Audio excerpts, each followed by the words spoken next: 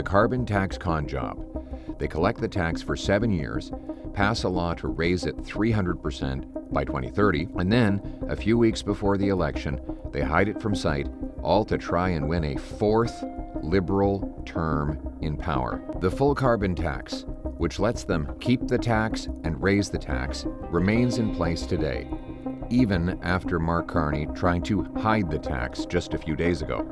That law would raise the tax yearly until it hits 61 cents a litre in 2030. All the Liberals will have to do is flip the on switch to put the tax back on gas, heat, farmers, and others.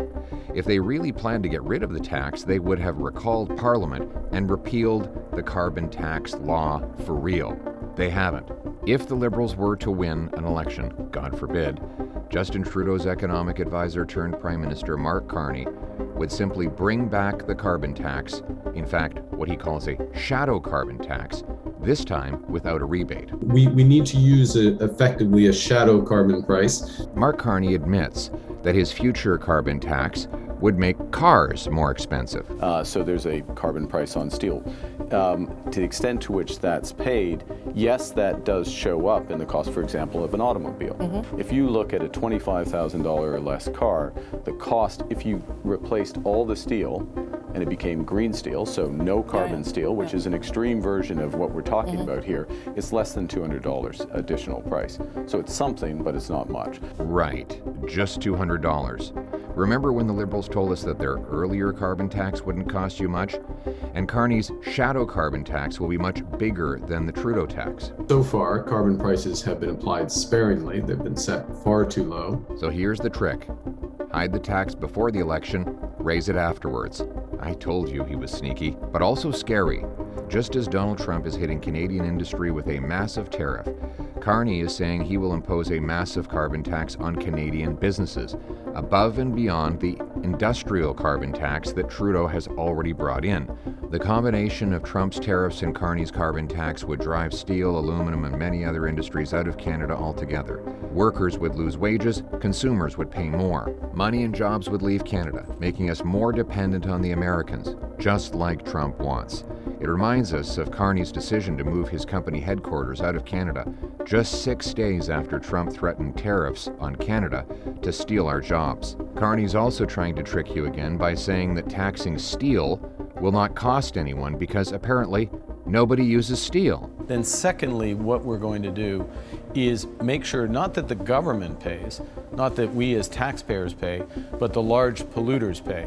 And so what happens... But does that not ultimately trickle down? No, because what the big companies are producing, by and large, are not products that we are consuming. There's some element of that, but by and large, a steel company, how much steel are you using these days, Todd? I mean, not as much we used to. Carney's new and bigger tax on Canadian lumber mills, steel mills, factories, aluminum plants will force them to leave for the United States. And here we are, facing a massive tariff threat from President Trump, who wants to take our jobs and businesses, and Mark Carney wants to help him do it. Carney's carbon tax will have Trump grinning from ear to ear. But I won't let them. Today I am announcing that a common-sense conservative government will repeal the entire carbon tax law, including the tax on Canadian businesses and industries. I will axe the tax for everyone, for real, for good. We will take the carbon tax off your gas, heat, food, and everything else. But we will also axe the tax on Canadian steel, aluminum, natural gas, food production, concrete, and all other industries. Instead, conservatives will use technology, not taxes, to protect our environment. While Liberals tax businesses for using energy, conservatives will cut taxes and boost incentives for those who bring down emissions. Carrot, not stick.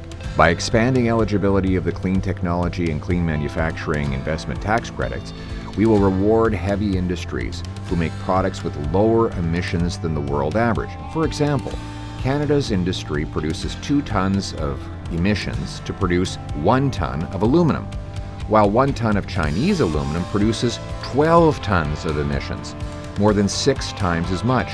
So every time a Canadian business produces aluminum, it displaces many tons of foreign emissions. Taxing our companies will drive jobs out and global emissions up. cutting taxes on clean production here will bring home jobs and production and bring global emissions down.